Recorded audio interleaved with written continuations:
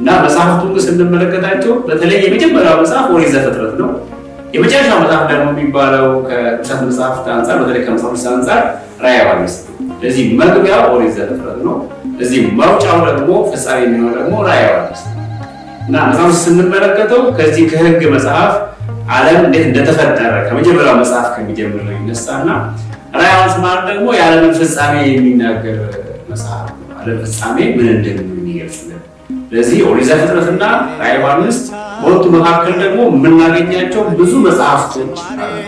እነዚህ ደግሞ ወደ ዓለም ፍጻሜ ለመሄድ እንዴት እንደሚያግዙን ሊቃውንቱ ይገልጻል። ስለዚህ በሊቃውንቱ ገለጻ በተለይ እነዚህ ሁለቱ መጽሐፍት ኦሪት ዘፍጥረትና ራዕየ ዮሐንስ መጽሐፍትን ሰዎች በሚገባ ከተረዱ ካወቋቸው ይደርሱ እንደሚችሉ ሰይጣን ይሄንን ሐሳብ ስለሚያውቅ በቅዱሳት መጽሐፍት በተለይ በመጽሐፍ ቅዱስ ላይ ብዙ ፈተናዎችን በዓለም አቀፍ ደረጃ ሲያስነሳ እናያለን። ስለዚህ ዋናው የመጀመሪያ መጽሐፍ የመጽሐፍ ራስ ተብሎ የሚገለጸው የዓለምን አፈጣጠር እንዴት እንደሆነ የሚነግረን መጽሐፍ ኦሪት ዘፍጥረት የተባለው መጽሐፋችን ነው።